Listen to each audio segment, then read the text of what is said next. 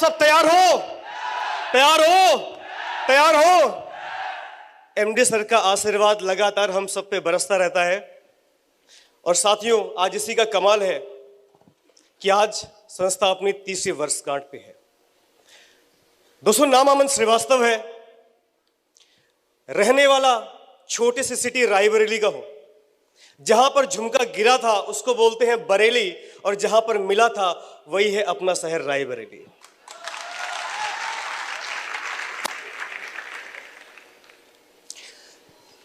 पढ़ाई करने के साथ में पार्ट टाइम मैंने नौकरी किया। परिस्थितियां कुछ ऐसी डगमगाई कि मजबूरी में मुझे नौकरी करना स्टार्ट करना पड़ा। रायबरेली से मैं लखनऊ आया था अपनी स्टडी को कंप्लीट करने के लिए। एसएससी मैंने ग्रीन प्लस का कार्ड बनवाया, महिंद्रा के अंदर में, बहुत सारे लोग जानते भी होंगे। लेकिन कुछ फैमिली सिचुएशन ऐसी डगमगाने की वजह से मुझे नौकरी करनी पड़ी। लेकिन दिल बहुत जिद्दी था, बहुत ड्रीमर था, सपने बहुत बड़े थे, करना कुछ डिफरेंट था। लेकिन दिक्कत की बात यह थी कि ना हम बहुत ज्यादा एजुकेशन में थे, बहुत पढ़ाकू विमान थे नहीं, बहुत अच्छे लेवल के डांसर थे नहीं, बहुत अच्छे लेवल के एक्टर नहीं थे, पेंटर नहीं थे, सिंगर नहीं थे। एक आम आदमी के पास लग्जरी जीवन जीने का और क्या उपाय होता है? बहुत ज्यादा पैसा हमारे पास में था नहीं। लेकिन कहते हैं कि जेब में गांधी हो ना हो, लेकिन जिगर में आंधी जरूर होनी चाहिए। जब मेरे पास कुछ नहीं था, जब जेब में गांधी नहीं थी, तो जिगर में कुछ बड़ा करने की आंधी जरूर थी। ऊपर वाला जो ईश्वर, अल्लाह, वाहिगुरु, जिसको भी आप मानते हो, उसने बोल दिया तथास्तु। साथियों, मैं भाग्यशाली समझता हूं अपने आप को, जो मेरी मुलाकात इस इंडस्ट्री से हुई। लगभग 4 साल बीत चुका है इस इंडस्ट्री में। बड़े सोच, बड़े ड्रीम्स, कट्टरता की भावना लेकर के इस व्यापार को मैंने स्टार्ट किया। बहुत कुछ पता नहीं था, क्योंकि स्टूडेंट, पढ़ाई चल रही थी, साथ में मजबूरी में नौकरी चल रही थी।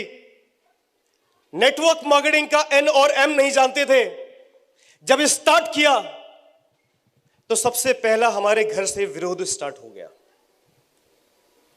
मुझे नहीं पता है, आज मैंने कोई तैयारी नहीं की है यहां पर क्या बोलना है क्या नहीं बोलना है, लेकिन जो बोलूंगा दिल से बोलूंगा, सच बोलूंगा, और वादा है आपके दिल तक जाएगा।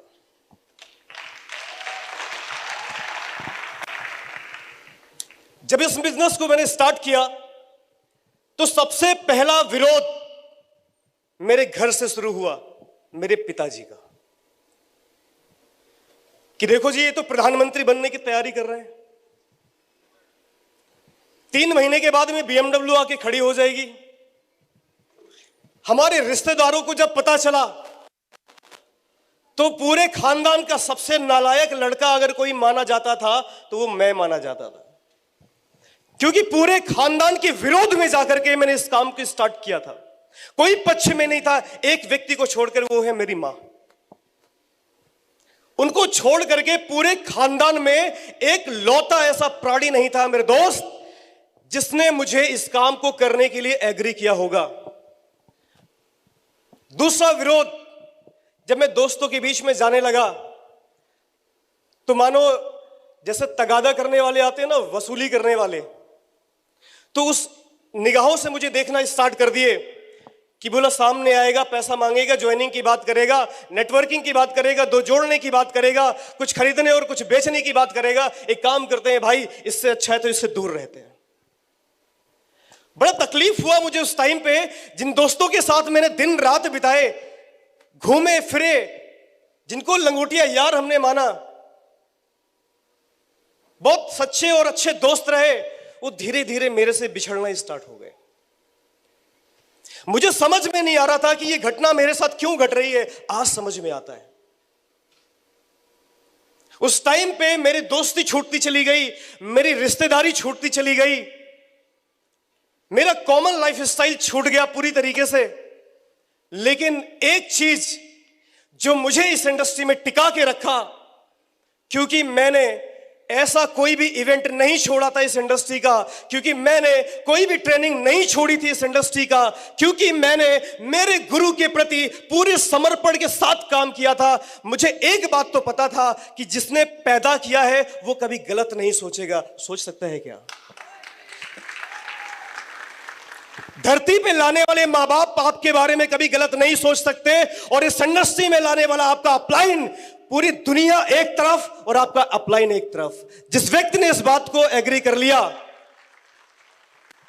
मैं कहता हूं उसका नेगेटिव रिश्तेदार कुछ नहीं उखाड़ सकते, उसका नेगेटिव दोस्त कुछ नहीं उखाड़ सकता, उसका नेगेटिव एटमॉस्फेयर कुछ नहीं उखाड़ सकता।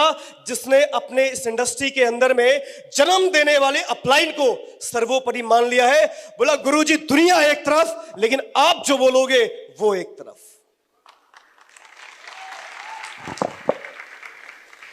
इसी मानसिकता के साथ में मेरी प्रीवियस कंपनी के अंदर में मैंने काम किया। करीब 4 साल मैंने उस इंडस्ट्री में, उस कंपनी में दिया। मुझे नहीं पता था बिजनेस कैसे होता है, मुझे नहीं पता था what is the real fundamental of network marketing industry, मुझे नहीं पता था इसके मेरिट्स एंड डीमेरिट्स, मुझे नहीं पता था इसमें दांव पेच क्या, कैसे क्या लीडर्स करते हैं, मुझे कुछ नहीं पता था। कोरा कागज।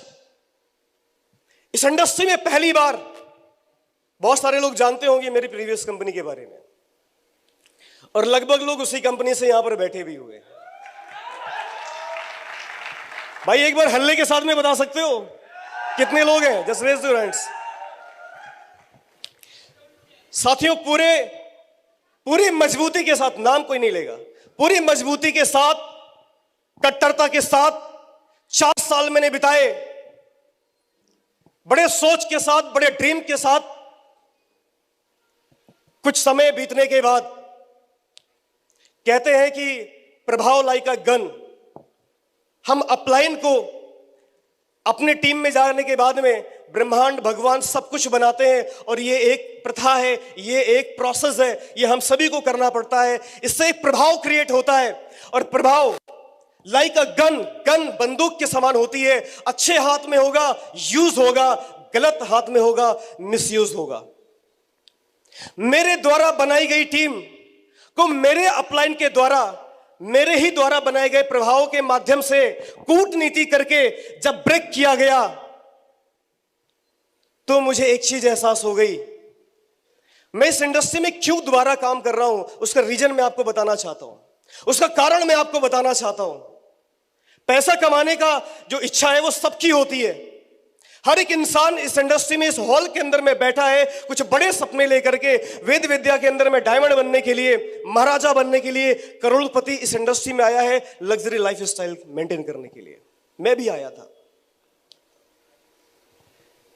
दिन रात एक कर दिया मैंने।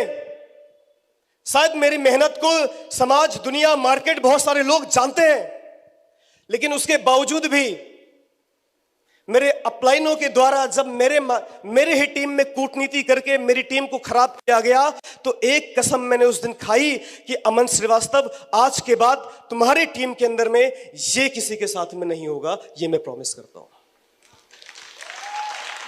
जो दर्द मैंने सहे हैं, वो दर्द मेरी टीम के अंदर में जीवन में कभी किसी को नहीं मिलेगा। इस व्यापार में पुनः स्टार्ट करने का जो सबसे बड़ा उद्देश्य बना,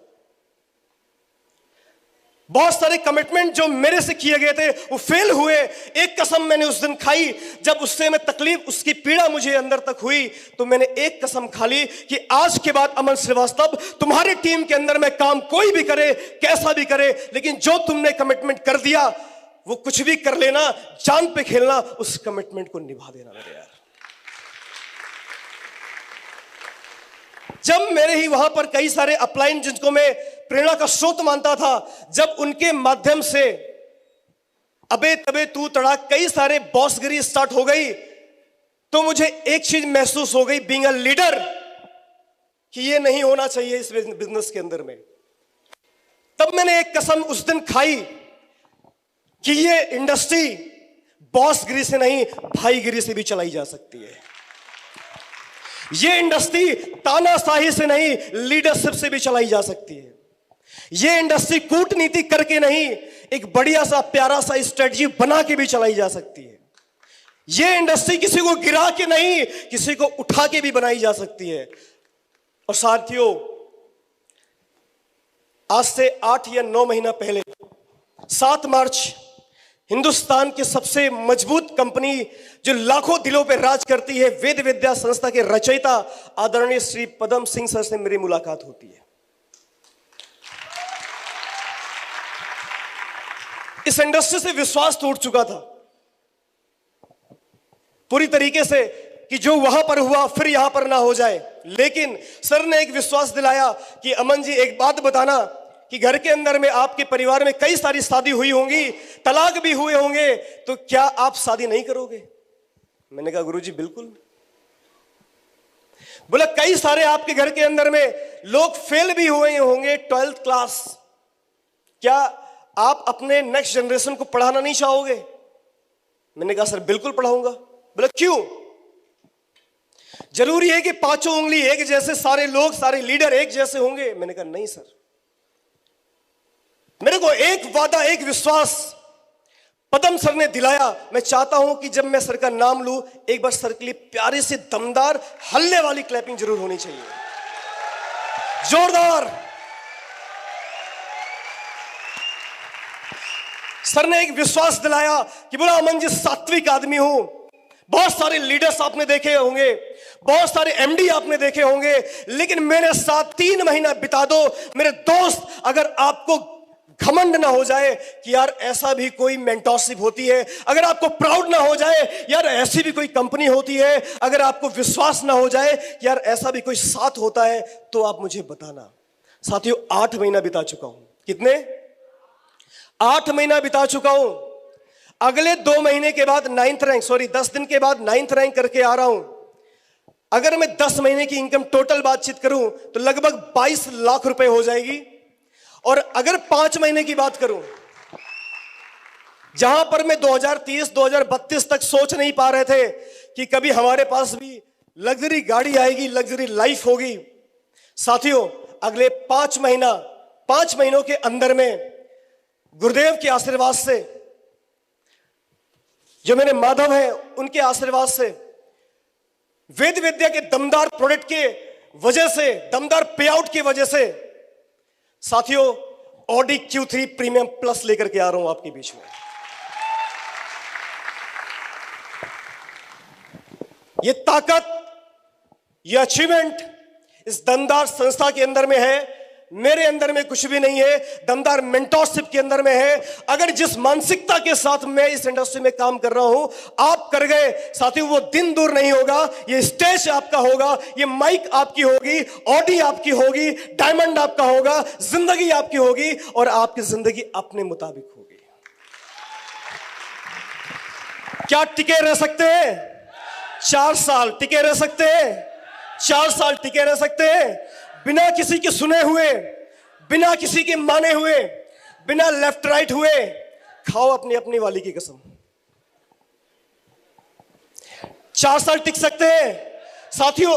एक बात का मैं दावा कर सकता हूं, अगर आप 4 साल इस इंडस्ट्री के अंदर में टिक गए, कसम पैदा करने वाले की दुनिया की कोई ताकत ऐसी नहीं है जो आपको डायमंड बनने से रोक सके, जो आपको ऑडी भी चलने से रोक सके, जो आपको करोड़पति बनने से रोक सके, जो आपको सेलिब्रिटी बनने से रोक सके।